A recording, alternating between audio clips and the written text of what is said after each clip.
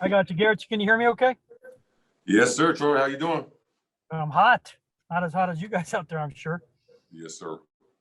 So when you look at this line, how much growth do you think had helped from, I know you had to miss some time, but from OTAs, how much did it help with this group when you look back to not being able to do that this last year?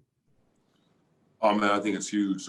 Just getting the young guys out there and get everyone familiar with this offense. You know, a lot of us older guys, me, Dalton, Kush, and Graham, and Calvin, and Austin, and some of the guys that were here last year. You know, we can set the tone, sort of helping them, go through the things that you sort of go through as a young player. With mentally and physically, that we can be out there with them and just help them. Like today, a couple of the young guys came to me and asked me, do I punch like this or not? So it's fun for me. I know it's fun for the older guys too, just to help the young rookies, just because these are the guys that are going to help us win in the future. Sean Keeler, go ahead. Hey, Garrett, how to that same kind of topic, how have you seen those skill guys like Jerry Jeudy and KJ come along from, say, 6-7 months ago in terms of kind of knowing the offense, knowing the stuff that it just takes more reps to get? No, for sure, man. I mean, our receiver core is probably the most dynamic receiver core in the National Football League, in my opinion. I think we have some of the most deadliest guys. Guys where defenses fear because they're so fast off the ball and the way that they break in their routes and the way that they get open. They're special. And they're all great dudes. I love them dearly. And it's just fun to watch when I block and I see the ball fly and they're going up for big time catches, scoring and doing things. But they made huge, leaps and bounds. I know Judy's on a mission to be the best. The way he moves. I know you guys dog him for last year, but that man's a freak, and I think we just need to give him the respect he deserves because that's what's going to happen. Hamler, he's a guy that if he stays healthy and continue to does right, he's going to be a baller. And Tim, you already know how much I love that guy. Having that background from Utah and doing everything I can. Cortland, man, you can't ask for a better man like that to come out there and have that injury and just so focused and ready just to explode and to show the NFL what he has. And so I love all those guys dearly, and they're great friends of mine. I'm just looking forward to seeing what they can do and more celebrations for me and them in the end zone. Go ahead, George. Yeah, Garrett, I know Bobby hasn't been out there much, but what have been your first impressions of Bobby Massey and Cameron Fleming over there at that right tackle spot? I think Bobby's a vet for sure. He was in Chicago when we played them a couple of years back and did a phenomenal job there. Cameron's done a phenomenal job, but y'all got to remember Calvin Anderson did a phenomenal job for me last year, and I know he's right there too. So we got 3 guys competing for one spot, and those guys can do whatever they can. It's a great competition, and let the better man win. Go ahead, Brandon. Garrett, I have 2 for you. The first is on the quarterback competition. Does that affect the guys up front because each series or whatever, every couple series, you have a different signal caller in there with your first unit? I wouldn't say I wouldn't say it's like messes it up or anything. You just got to listen a little bit more carefully with what guys in, especially me. I always try to close my eyes and listen carefully just because, I got to protect their blind side and I got a responsibility, but I don't care who's in there, if it's 3, if it's 5, it doesn't matter to me. Let's just go score points.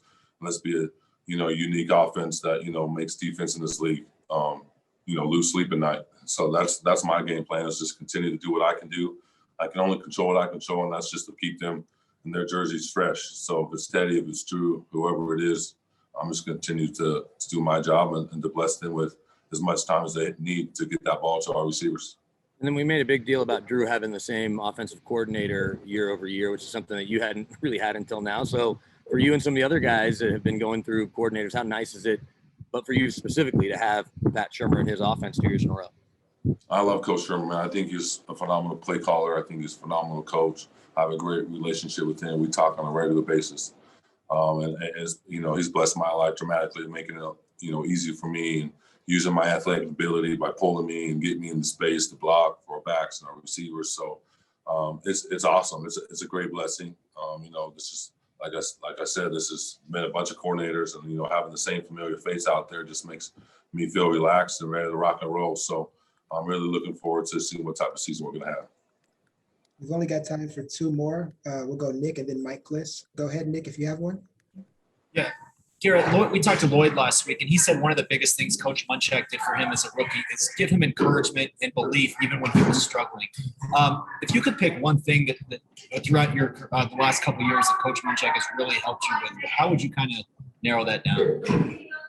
Repeat that one more time again. I lost you in the last little bit. What's the number one thing he's done for you since he's been here, Coach Munchak? Yeah, I know. Munch does a phenomenal job with all of us.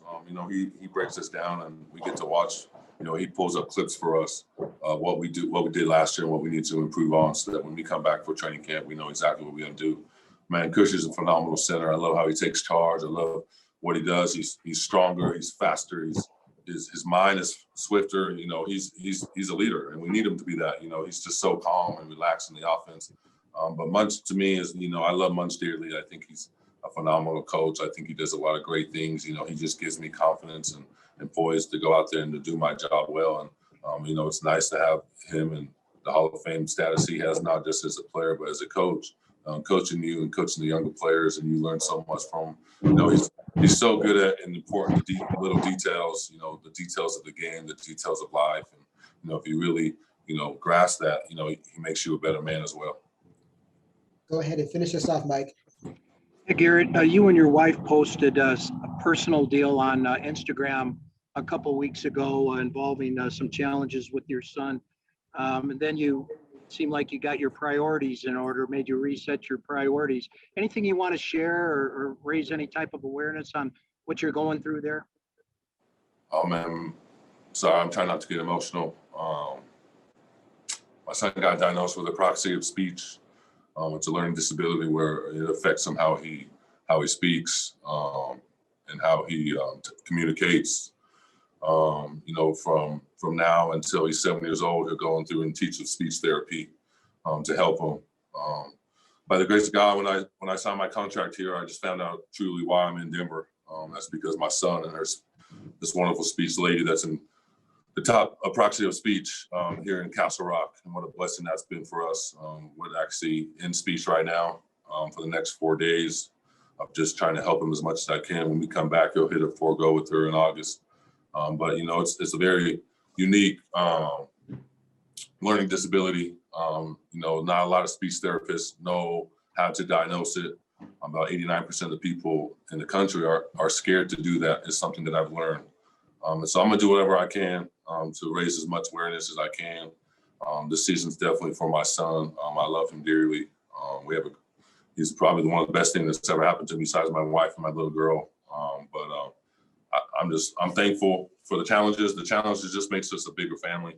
And I know the Broncos have done a phenomenal job with letting me be there with him the last couple of weeks of just going through a new thing that we have to do. A lot of changes in our household of how we speak and how we talk. We're going through it with them too. So it's just a great honor for me that I get to play football, have my contract in this great organization to be there with me. I'm just very thankful for everything that goes on. And I know, the Lord has a great hand in it. And that's the same son that you raised on draft day? And Same son, man. Kingston, he's 4 now. So yeah. Getting big. But no, he's doing awesome. He learned 2 new words yesterday. So I'm actually really proud of him. He learned open and out. So, it's just so cool to watch the face expression on him and how he was so proud to learn those 2 words. It's just a lot of his muscle memory. So, how we learn by hearing and being able to communicate with kids of apraxia of speech is all muscle memory to them. So it's just repeating the same words over and over again and finding new ways to get to them. It takes a lot of emotion out of him. It's really difficult for him, but I know he's going to get through it with the right people we have. This lady, Jenny, she's an amazing person in Castle Rock. So very thankful for her. And, she's the best in the world for it. So she travels all over the world, and we were thankful enough to get into it. So looking forward to our journey. Looking forward to raising as much awareness as I can.